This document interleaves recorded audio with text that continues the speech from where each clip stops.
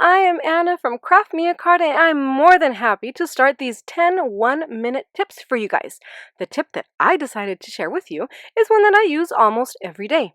I like to create cards that have a lot of volume and dimension, and that have embellishments that like to stand out. Some of these 3D effects may lay flat once inside the envelope, but when I am trying to put these cards inside their envelopes, it may be a little tricky and sometimes frustrating, only because as I'm trying to slide my card into its envelope, these embellishments tend to get caught up on the envelope. They fold and I have to go in with my finger and push them in, and others get stuck and then they get bent and they can get damaged. So one easy solution for this is to simply grab a piece of paper the same size as your card front, make sure everything is in place exactly where you want it to be, place this piece of paper in front of your card, grab your envelope and slide your card in nice and easy.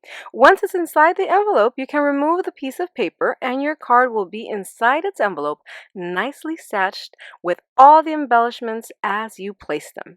I hope you find this tip helpful, and now I am going to go ahead and hand it over to Amanda, who has another helpful, quick 1-minute tip for you guys. Alrighty, take it away, Amanda. Thanks, Anna. Awesome tip. I love it, girl. All right. My tip for you today is how to cut your paper straight almost every time. All paper trimmers are going to have a ledge at the top and at the bottom.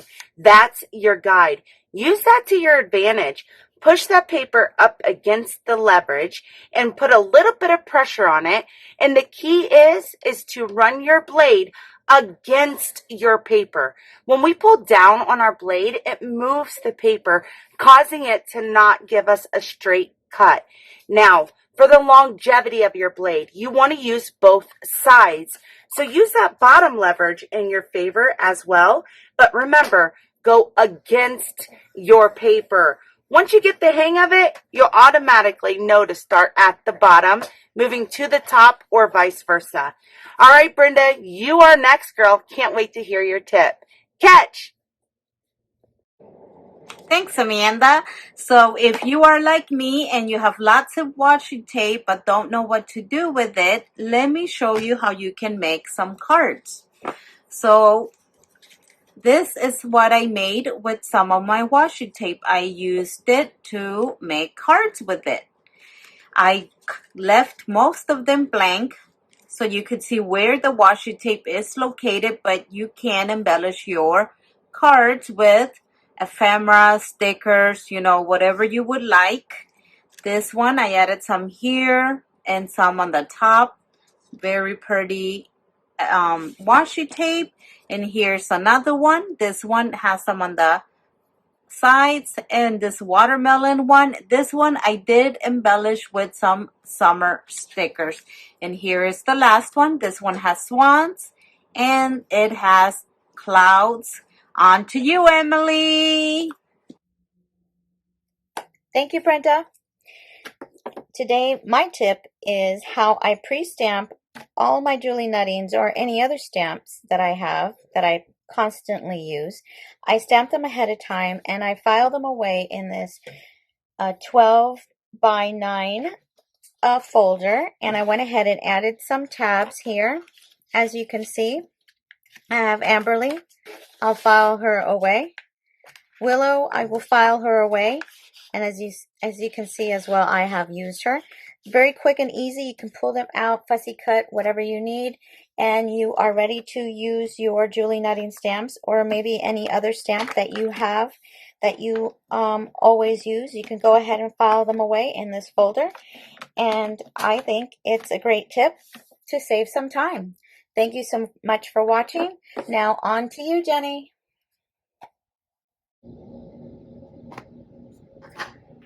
Great tip, Emily.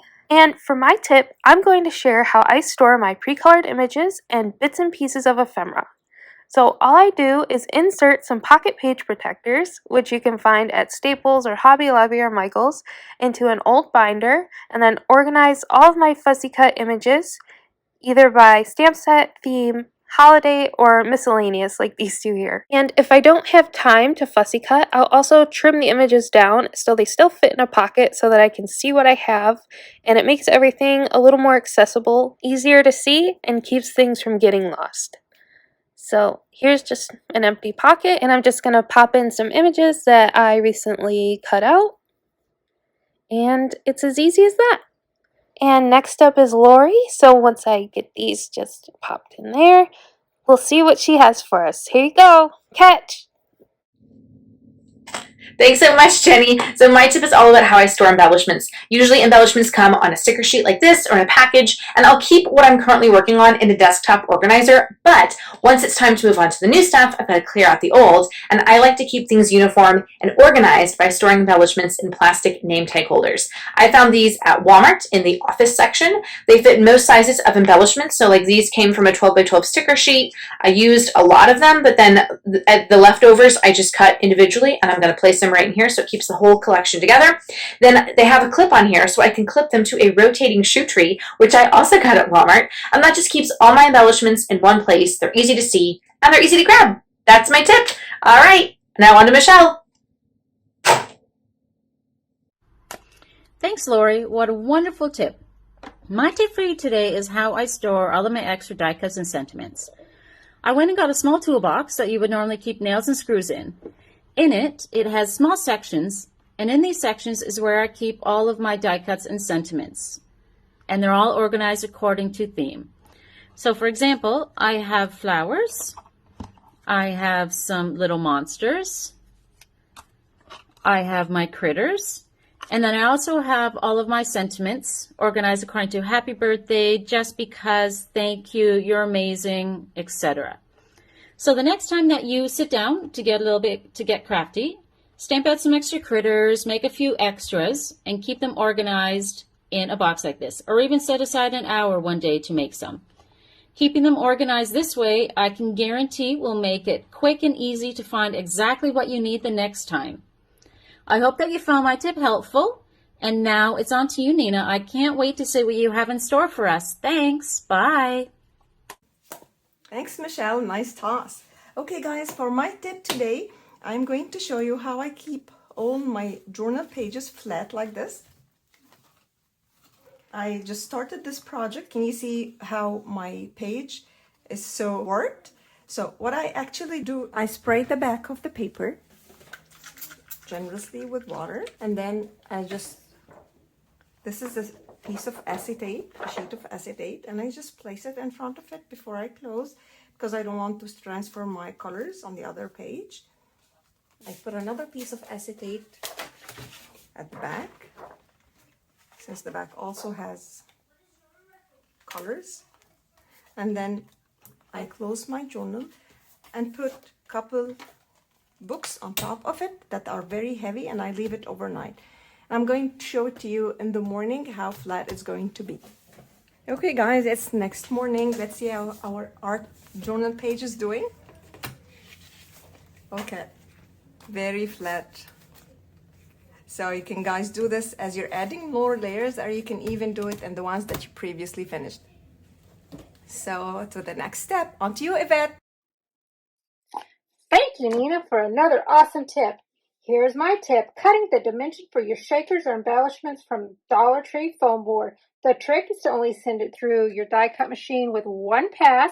It's going to appear that it didn't cut through, but trust me, it will. All you have to do is pop that out. This is going to be for your shaker. Adhere your top, put some glue.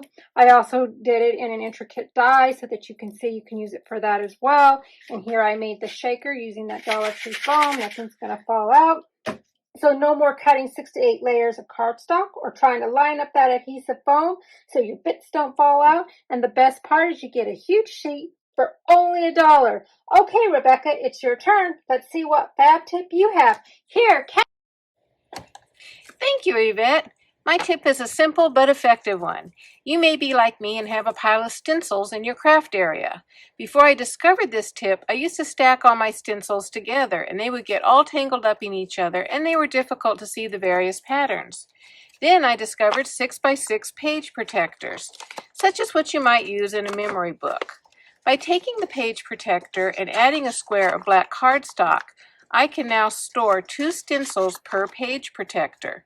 The stencils no longer tangle up. I can clearly see my stencil patterns, and luckily this size of page protector accommodates most stencils. I like to use a ring clip to hold them all together so I can hang my stencil collection on my pegboard within easy reach. It is a simple tip, but one of my favorites. I hope you found all of the tips in today's video helpful. Please be sure to check out all of our YouTube channels listed below. Thank you.